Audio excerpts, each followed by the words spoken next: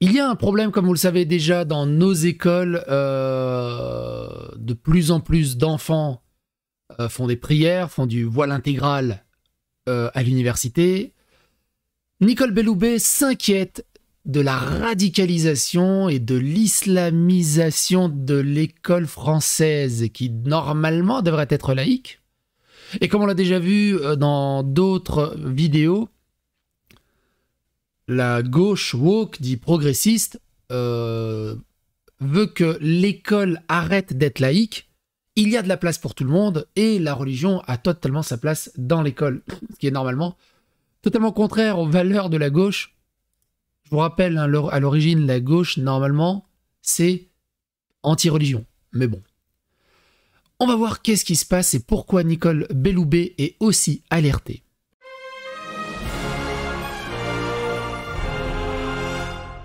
Attention, please.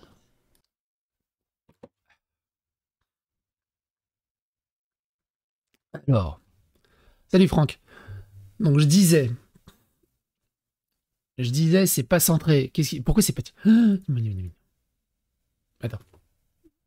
Petit souci avec le navigateur. Hop, viens là. Voilà, là c'est centré. Et là c'est la même chose. It is not centered. Voilà, ça suffira. Prière et port du voile intégral à l'université, ces incidents qui se multiplient et qui inquiètent.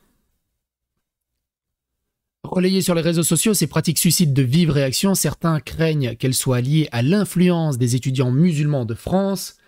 C'est lié, à ton avis, à l'influence de quoi? La polémique a ressurgi avec la publication de plusieurs photos prises à l'université de Lille en diffusant des images d'étudiants portant le voile intégral en salle informatique ou priant dans la cour de l'établissement. Comment c'est possible? Comment c'est possible que normalement dans un lieu soi-disant laïque, ils autorisent ceci?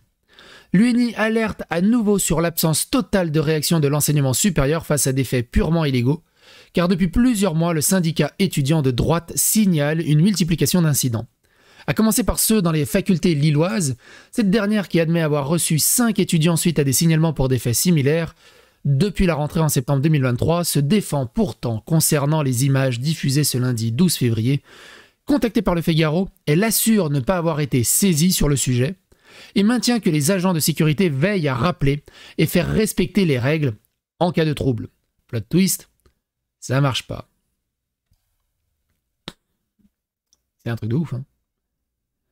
Mais il n'y a pas qu'à Lille que les étudiants sont surpris de voir la religion s'inviter à l'université. Fin janvier, l'UNI publiait déjà la vidéo d'un jeune en train d'effectuer une prière musulmane dans une petite salle à la bibliothèque de droit, économie et sciences politiques de l'université de Montpellier.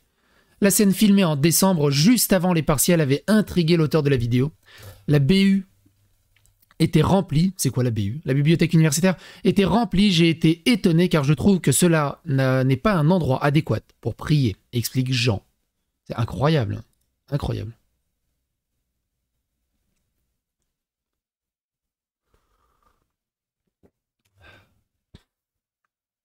Incroyable. Bonjour à Radio Psycho pendant le travail. Salut à toi. À l'université d'Aix-la-Chapelle, un étudiant a lui aussi été filmé en octobre dernier en train de prier dans une bibliothèque. Nous avions alors informé les services de sécurité en organisme privé mandaté par l'université. Ils sont immédiatement intervenus pour vérifier qu'il s'agissait bien d'un de nos élèves, indique Yann Solterman, président de l'Uni Aix-Marseille. Un événement d'ordre anecdotique pour l'université. Celui qui a prié venait d'arriver à la fac. Il cherchait à se cacher tant bien que mal. Ce n'était pas de la provocation. Mais même si c'était de la provocation ou pas, il y a un problème. Ceux qui l'ont filmé se sont fait un malin plaisir de publier les images, partage-t-elle au Figaro. Alors c'est toujours pareil. Tu filmes pour montrer qu'il y a un truc, tu dis « Ah, c'est scandaleux, vous avez filmé pour montrer ça, mais vous dites c'est pas bien, c'était juste un truc. » Tu filmes pas, tu leur dis, ils vont dire « Non mais ça s'est jamais arrivé chez nous, il n'y a aucune preuve. Enfin, au bout d'un moment, vous auriez des preuves. Non, c'est jamais arrivé chez nous. Prouvez-le. » C'est toujours pareil. Toujours pareil. Une bibliothèque à Aix, de l'université d'Aix-Marseille. Merde. Une bibliothèque de l'université d'Aix-Marseille est utilisée comme lieu de prière. Sans entrave, il est impératif que les autorités prennent des mesures pour contrôler la montée du communautarisme islamique dans les universités françaises. C'est un truc de fou, hein, mine de rien. En direct dès le matin, t'es quoi? Ouais, je suis courageux. Et oui, rip la laïcité, tu m'étonnes. C'est affolant. C'est affolant. Des incidents nuancés par certaines facs. Mais selon Yann Solterman, les étudiants auraient assisté à une autre scène de prière le long d'un bâtiment de la faculté de sciences à Marseille. À la fac de lettres, on nous raconte régulièrement que des étudiantes voilées, parfois intégralement, se réunissent pour se mettre à l'écart et prier tranquillement, ajoute l'élu de l'UNI. Le sujet avait aussi fait polémique à Reims en février 2022, où la présidence avait annoncé ouvrir une enquête après la diffusion d'une vidéo montrant un étudiant effectuer sa prière dans une salle de classe. Une accumulation nuancée par d'autres syndicats, comme l'UNEF. Pour nous, ce n'est ni un phénomène, ni un sujet. Nous n'avons jamais été témoins de ces scènes et personne ne nous a jamais rapporté des faits de cet ordre, affirme Arthur Sabatier, délégué général du syndicat étudiant marqué à gauche. À votre avis, combien de chances sur 100 je mouille mon doigt, hein, là c'est vraiment de la pure spéculation. Combien de chances sur 100 que, évidemment, il était au courant, il fait semblant de ne pas être au courant. Et que, évidemment, on lui a rapporté ça depuis longtemps. Mais comme ils sont d'ultra-gauche woke, pour eux, c'est normal. Et pour eux, ils sont limite en temps de guerre, tu vois, ils les cachent sous le plancher, et puis t'as les SS qui viennent les chercher. C'est un truc de fou.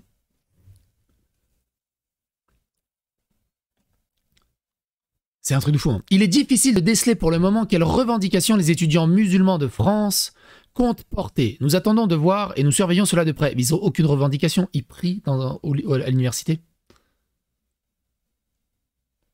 Ils n'ont aucune revendication.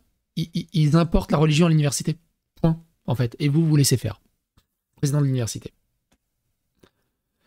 La loi concernant le port du voile à l'université est pourtant explicite, contrairement aux élèves du secondaire. Les étudiants peuvent afficher des signes religieux ostentatoires comme le voile et même prier dans des lieux dédiés à cela par l'université. En revanche, le fait de prier ailleurs que dans ces pièces est strictement interdit.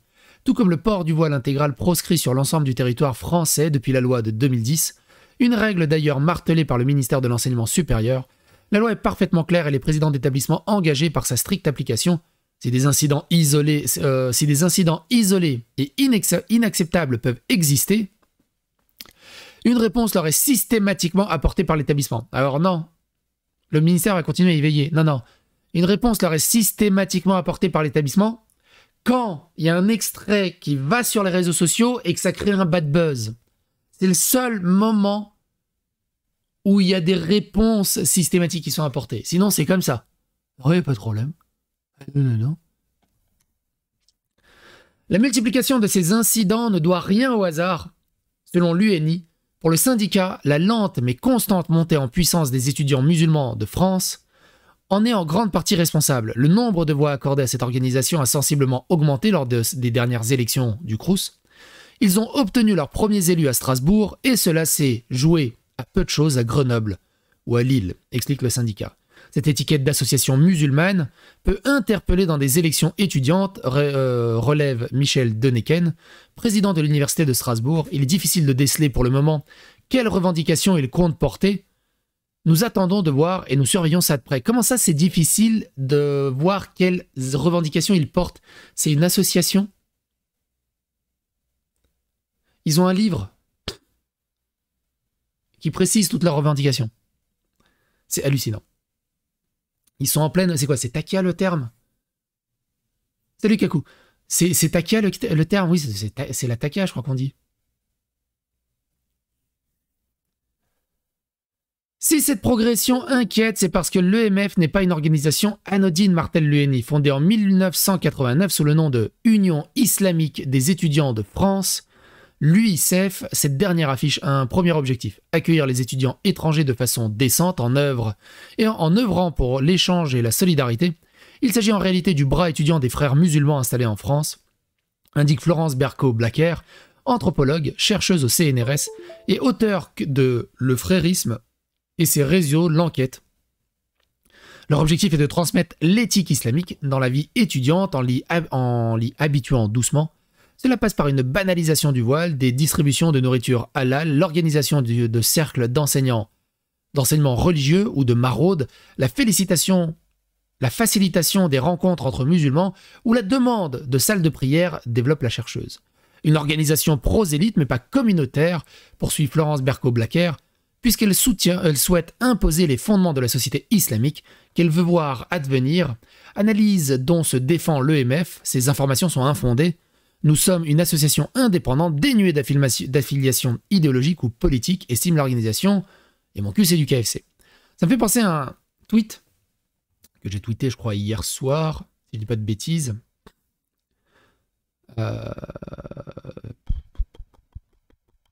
C'est où étant? Je suis quasi sûr de l'avoir foutu hier. Ah non, c'était sur mon Discord. Attends, faut que je le rechoppe le lien sur le Discord. Vous allez voir, c'est assez intéressant. Quelqu'un l'a partagé sur le Discord. J'étais dans le lit et j'ai vu ça. J'ai fait what the fuck. Alors attends. Ah, c'est là. Non, c'est pas ça. Oh putain, c'est où? En 30 secondes. Quand vous allez entendre ça, vous n'allez pas en revenir de vos esgourdes. C'est ça. Alors, je vous mets dans le casque. Rappelez-vous, la gauche woke vous dit non, il n'y a aucun problème avec l'islamisme en France. Vous parlez comme s'il allait avoir un califat dans 3 jours et que le seul but des musulmans qui veulent vivre leur religion en paix, c'est de dominer le monde et d'imposer leurs trucs. Écoutez ça. Futur conseiller communal à Anderlecht, en Belgique. Notre approche est autrement. Moi, je pense qu'il faut d'abord aller tout doucement, sensibiliser les gens, faire comprendre quel avantage d'avoir des dirigeants islamiques et des lois islamiques. Et puis, non, pas des lois musulmanes ou des dirigeants musulmans, non, islamiques. Charia, toi-même tu sais, tout ça. Une lecture. Les woke disent rigorisme, une lecture du Coran et des lois de l'islam. C'est tout à fait naturel que finalement on va aboutir à un État islamique, pourquoi pas. En Belgique. En Belgique, bien sûr.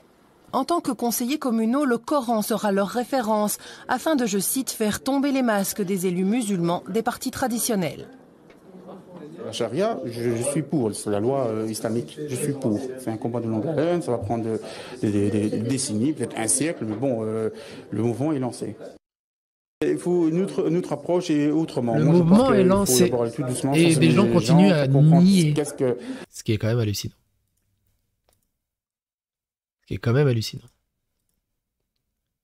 De l'autre côté, Nicole Belloubet dévoile les chiffres du premier recensement. À la tête du ministère de l'Éducation nationale depuis le 8 février, Nicole Belloubet était l'invitée de BFM Politique. Dimanche midi, interrogée sur les structures spécialisées destinées à prendre en charge les mineurs radicalisés, elle a dévoilé quelques chiffres selon le ministre. Il y aurait 500 élèves en processus de radicalisation, il y aurait 160 élèves dans ce que l'on appelle le haut du spectre, c'est-à-dire les élèves les plus radicalisés, a-t-elle ajouté. Nicole Belloubet a déclaré réfléchir à une prise en charge des élèves. Nous ne pouvons les laisser dans une classe sans rien faire. Nous sommes en train de voir comment nous allons pouvoir prendre en charge ces élèves hors de classe. Le garde des Sceaux de 2017 à 2020, Nicole Belloubet avait travaillé sur les mineurs radicalisés, un travail dont la ministre pense s'inspirer dans les jours à venir. J'avais mis en place des processus de prise en charge singuliers. Il y avait plusieurs types d'éducateurs. Je vais voir si nous pouvons traiter ces élèves-là de cette manière. Si la situation est préoccupante, la ministre de l'Éducation nationale a besoin d'une semaine supplémentaire pour mesurer ce qui a été fait et ce que l'on pourra faire. Je pense les élèves radicalisés, note de l'auteur, sont dans des établissements scolaires particulièrement surveillés et encadrés. J'arrive, il faut que je prenne ce dossier en charge pour apporter une réponse satisfaisante, a-t-elle souligné. Inquiets, les enseignants se souviennent de l'attaque de Mohamed Mogouchkov au lycée de Gambetta d'Arras le 13 octobre dernier, faisant alors l'objet de signalements par ses professeurs. Le jeune homme d'origine tchétchène avait tué Dominique Bernard. Le lendemain, Gabriel Attal avait déclaré réfléchir à la mise en place d'une structure spécialisée. Alors ministre de l'Éducation nationale, il souhaite sortir les élèves radicalisés du collège et des lycées. Sur BFM TV, Nicole Belloubet a apporté son soutien aux enseignants. Je ne laisserai pas les professeurs en situation de difficulté. Mon souci, c'est d'être en permanence aux côtés des enseignants, a déclaré la ministre. Ça sert à rien, ça marche pas. Enfin, c'est des éléments de langage. Il faut rien. Il y a eu Samuel Paty. Il s'est passé quoi depuis Samuel Paty? Rien. Il y a eu Dominique Bernard. Il s'est passé quoi depuis Dominique Bernard? Rien. Il n'y a rien. Il n'y a rien qui est fait. Les élèves, on sait qu'il y en a 500, soi-disant. Ils ne sont pas expulsés, ils ne sont pas récupérés, ils ne sont pas dégagés, ils ne sont pas menacés. Ça, rien. On va travailler dessus. C'est hallucinant. C'est hallucinant. Hallucinant.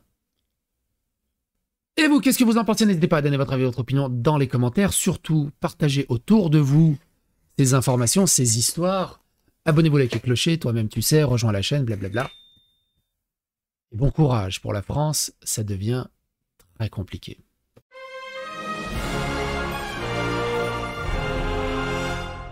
Athènes.